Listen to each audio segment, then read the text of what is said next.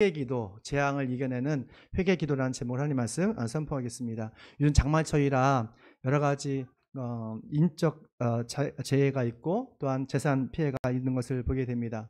갑작스럽게 이 자연적 재앙이 확 당하면 어떤 일을 할지 무서워서 무엇을 할지 당황하게 된 것을 보게 돼요.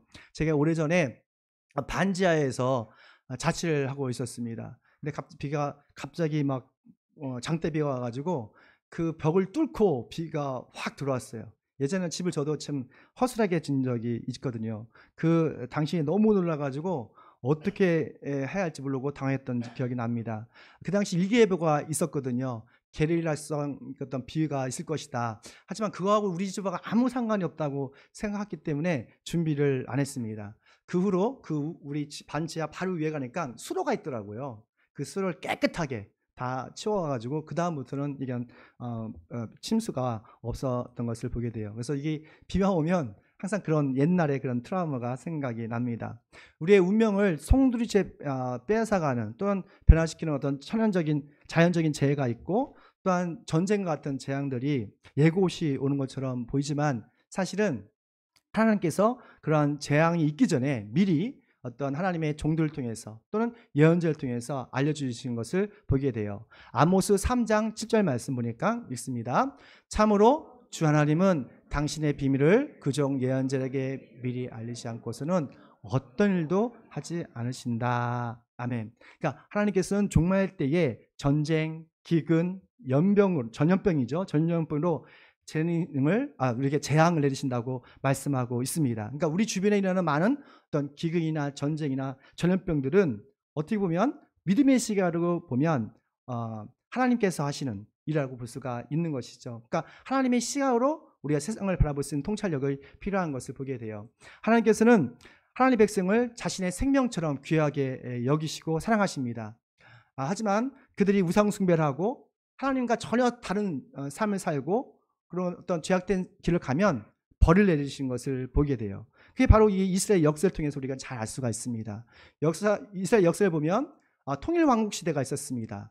사울과 다윗과 그리고 솔로몬 시대 120년 동안은 통일 왕국 시대였죠. 하지만 솔로몬이 이방 여자들을 너무 좋아해서 우상을 숭배하게 되고 그 죄를 통해서 바로 그 통일 왕국은 북이스라엘과 남유다로 이렇게 갈라지게 됩니다. 그리고 북이스라엘은 더 하나님께 범죄하게 됨을 통해서 아스레 제국에서 멸망하게 되죠. 반면에 남유다는 살아남았습니다. 남유다는 여러분 다 아시는 것처럼 바로 다윗의 후손들이 통치하고 있었던 나라잖아요. 남유다는 하나님의 마음에 꼭 맞는 다윗의 후손임에도 불구하고 그들도 조금씩 우상을 숭배하고 불법으로 하나님의 마음을 아프게 하고 또한 하나님의 얼굴에 먹칠을 하게 됩니다. 그래서 하나님께서는 어쩔 수 없이 하나님께서 계획하신 건 아니지만 하나님께서 어쩔 수 없이 바벨론 제국이라는 그런 아주 잔인한 느부갓네살 왕을 사용하셔서 이 남유다를 징벌하십니다. 이 말씀이 바로 이런 배경이 오늘 말씀의 배경이 되고 있는 것입니다.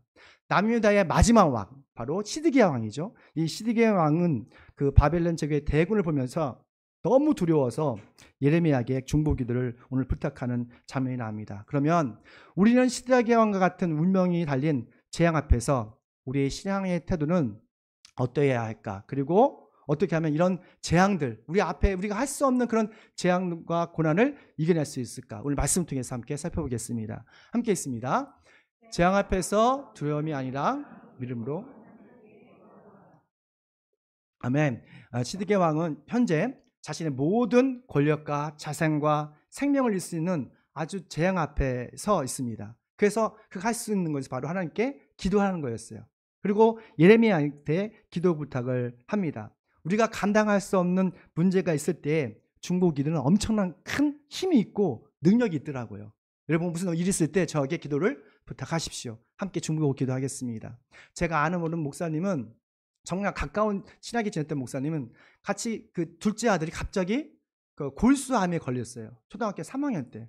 그래서 그 뼈를 자라내더라고요. 뼈를 자라내서 그 수술했는데 그때 주변 사람들에게 다 기도를 부탁했습니다.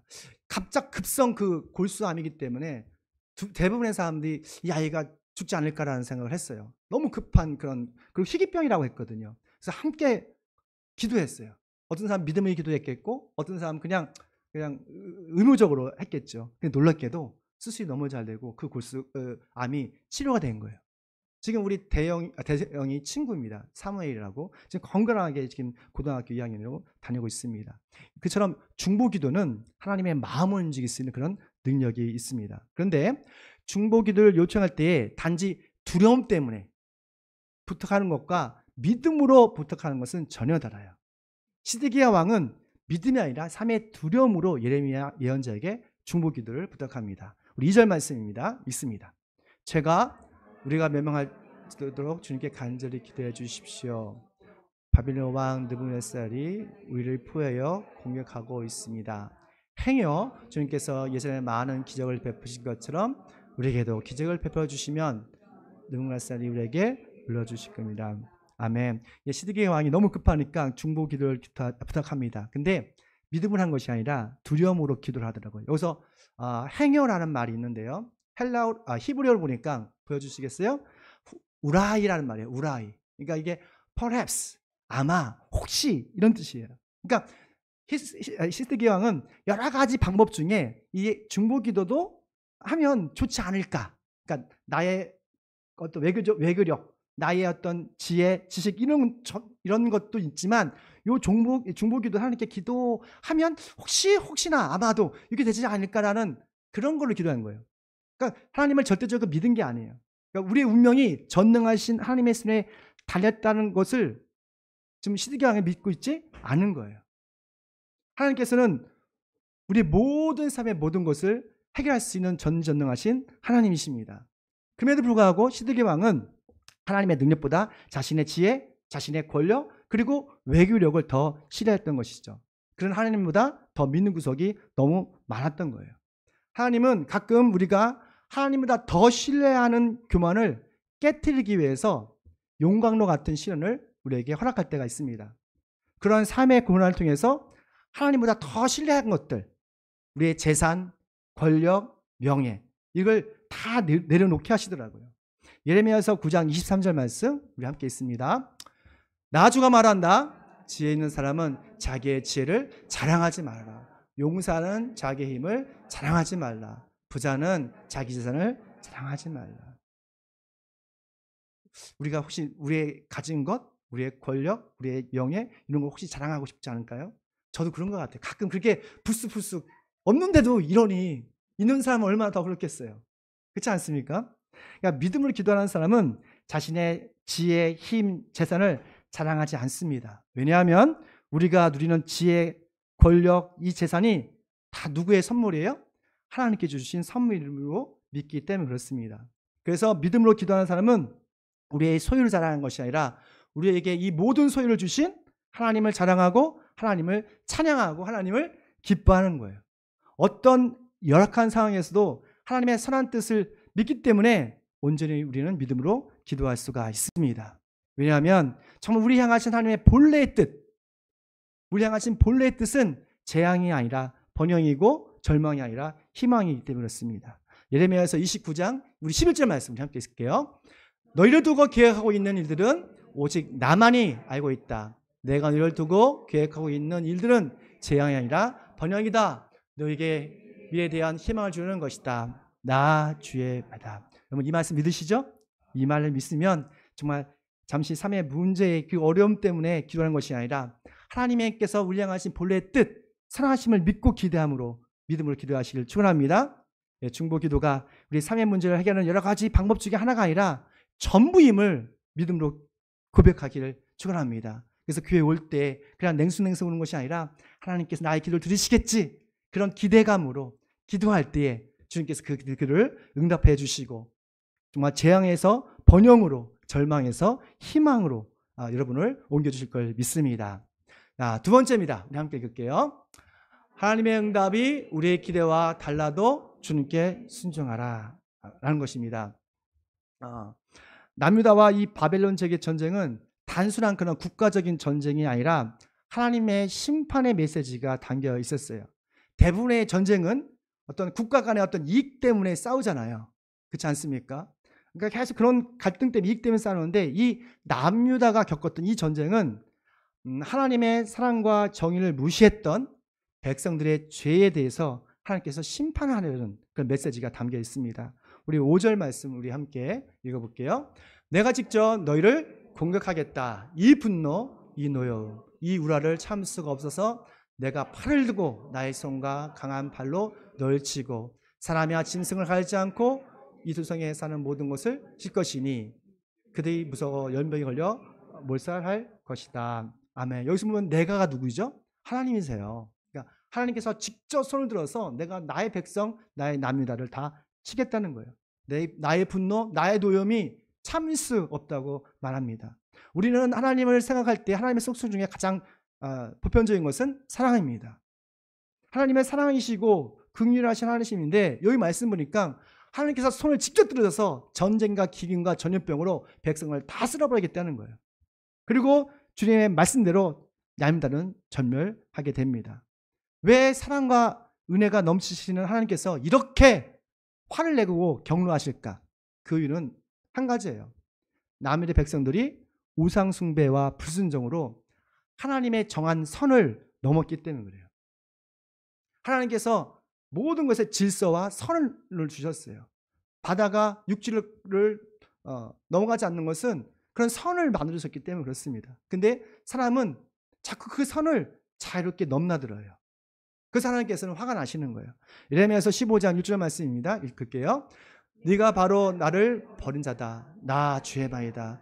너는 늘 나에게 등을 돌리고 떠나갔다. 나는 이제 널 불쌍히 여기게도 널 멸망시키고서 내가 손을 들었다.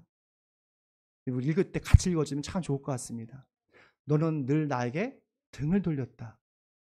나는 이제 너를 불쌍히 여기게도 뭐 됐죠? 지쳤다는 거예요. 지금 하나님께서 남유다 백성들에게 하시는 말씀이에요. 하나님의 어떤 마음이 느껴지십니까? 백성들에 대한 서운함, 배신감, 인나의 한계를 느끼시는 거예요. 사실 우리가 하나님 말씀에 불순종하는 것은 우리가 사소한 것처럼 보이지만 하나님 마음에 비수를 꽂고 하나님 마음에 배신감을 느끼게 하고 심지어는 하나님의 얼굴에 먹칠을 하는 것입니다. 우리의 사소한 죄들은 하나님의 명예와 자존심을 상하게 하는 거예요. 여러분 누가 여러분의 자존심을 확 긁어보세요. 네가 감히 나에게 화를 내잖아요.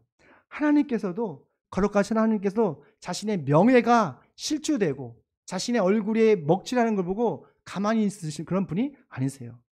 그래서 어쩔 수 없이 하나님께서는 거룩한 분노를 쏟아내시는 거예요. 그러면 예레미야에서 전체에서 나오는 하나님의 이름, 명성을 모욕하게 하는 행동이 무엇일까? 첫 번째 보니까 안식일 지키지 않는 거더라고요. 계속 나오고 있습니다. 안식일의 완성은 뭐죠? 주일입니다. 왜냐하면 예수님께서 안식일의 주인으로서 십자가에서 죽으시고 부활하심으로 영원한 안식을 완성하였기 때문에 그렇습니다. 그래서 우리가 주일 예배를 지킴을 통해서 우리는 영원한 안식에 들어가는 연습을 하고 있는 거예요. 예레미야서 17장 22절 말씀 우리 함께 읽겠습니다. 안식일에는 너희 집에서나 진도 내가지 말아라. 어떤 일도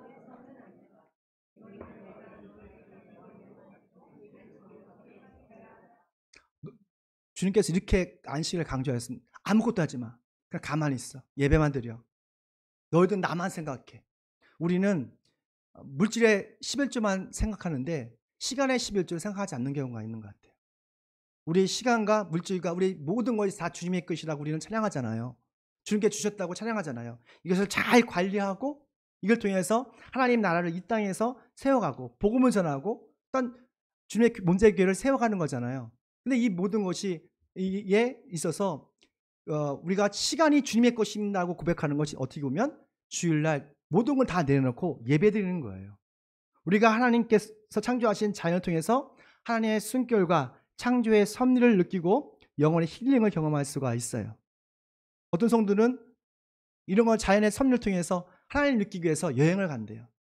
스페인으로, 독일로, 유럽으로 어디 가도 좋습니다. 그런데 더 중요한 거 있어요. 그곳에 가서도 우리는 뭐 해야 돼요? 예배를 드려야 되는 거예요. 적어도 우리 권사님, 집사님, 또 우리 성도님 어느 곳에 가든지 예배의 삶을 살 걸 믿습니다. 왜냐하면 그 예배를 통해서 우리는 창조주 구원의 하나님, 우리의 시간의 주인이시고 우리의 삶의 모든 것이 되신 주님을 인정하고 고백하는 것이죠. 우리는 주일 예배 통해서 우리는 하나님께서 나와 함께 하심을 믿고, 뿐만 아니라 우리의 운명이 나의 것이 아니라 주님께서 책임져 주신다는 것을 고백할 수 있기 때문에 그렇습니다. 예레미야서 10장 23절 말씀을 보니까 이렇게 말하더라고요. 예레미야가 주님, 사람이 자기 운명의 주인이 아니라는 것을 제가 이제 깨달았습니다.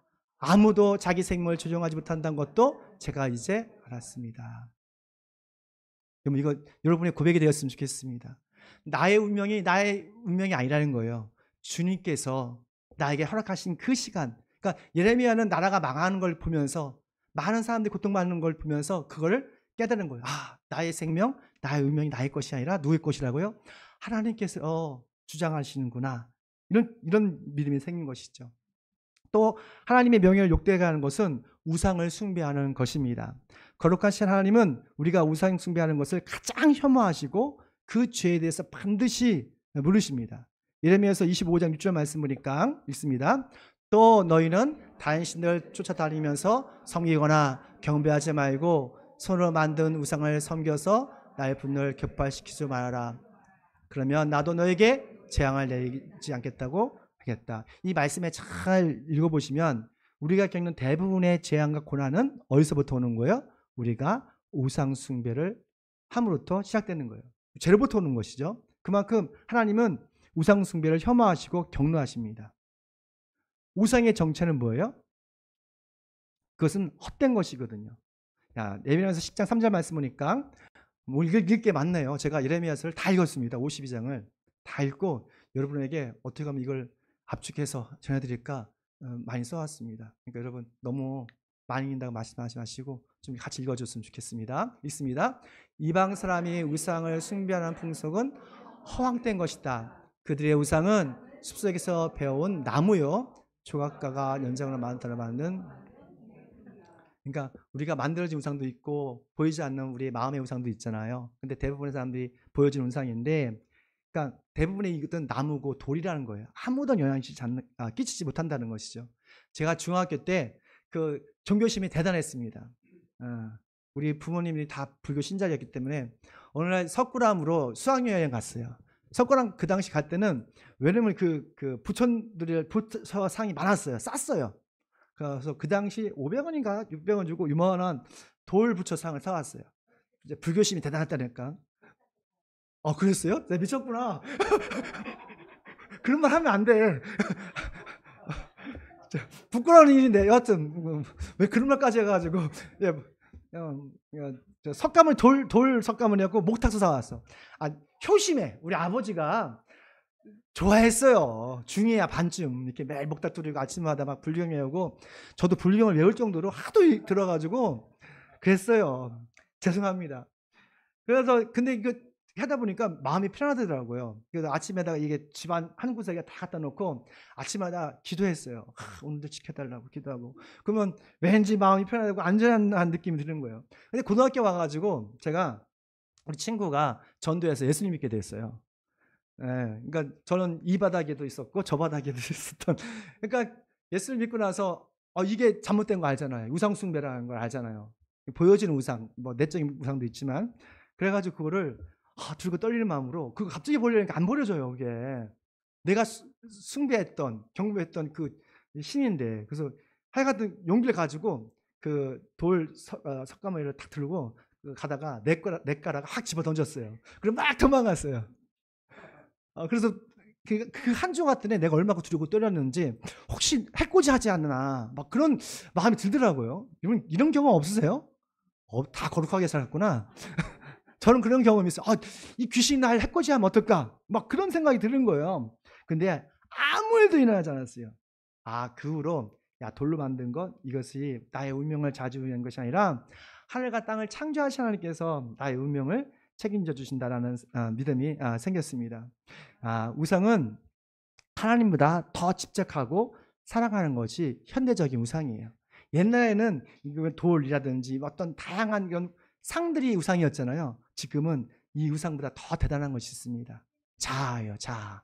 나의 탐욕, 욕심. 하나님에다 더 집착하는 모든 것이 뭐가 될 수 있어요? 우상이 될 수 있어요. 가족이, 자녀가, 돈이, 명예가, 권력이, 이 모든 것이 심지어 성공까지도 우상이 될 수 있습니다. 왜 사람들이 이렇게 우상 숭배하는 걸 좋아할까? 왜냐하면 우상들은 우리의 육신의 만족을 다 채워주지만 어떤 윤리적인, 도덕적인 책임을 요구하지 않습니다.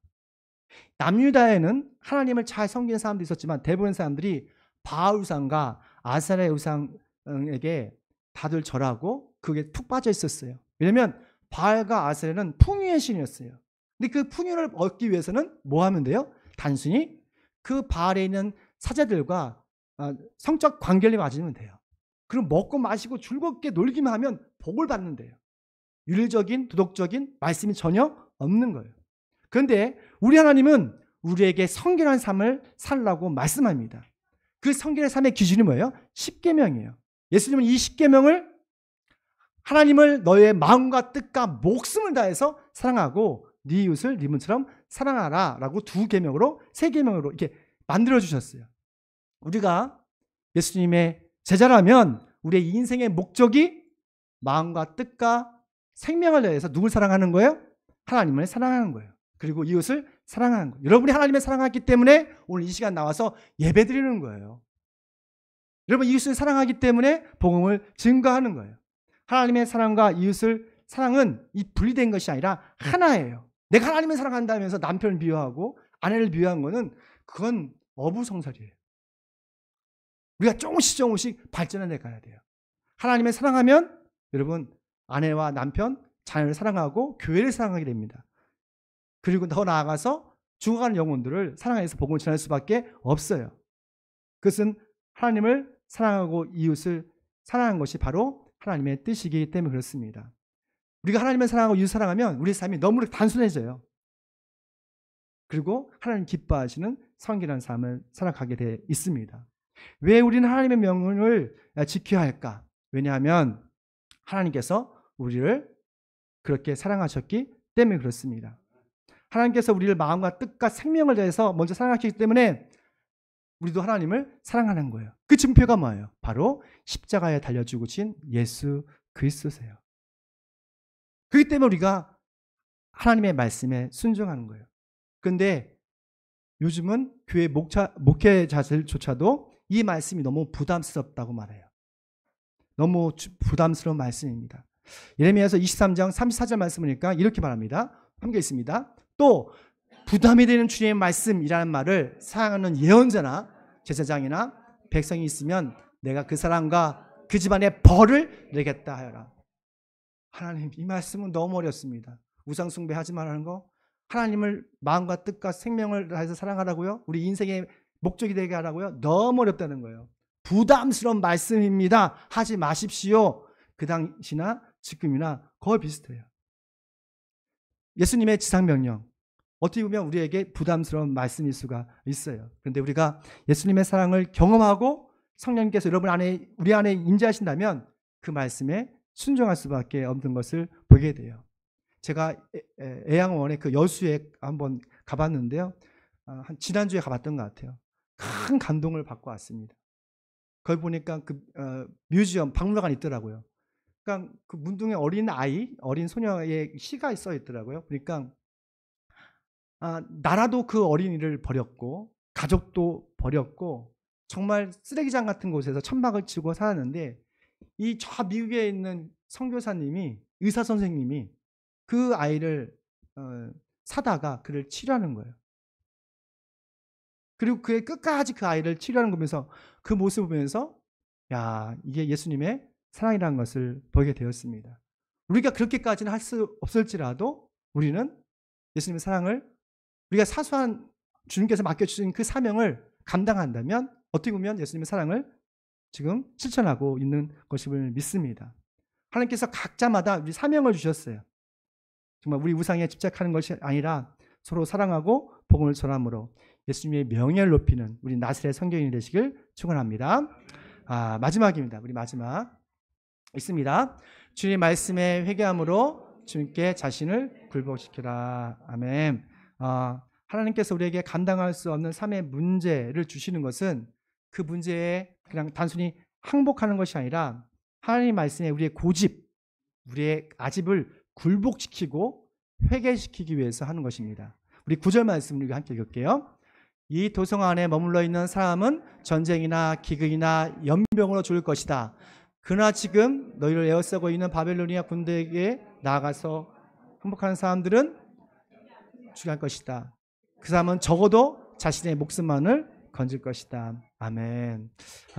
사랑하는 하나님은 그 남유다 백성들을 죄악에서 구원하기 위해서 많은 예언자를 보내주셨습니다.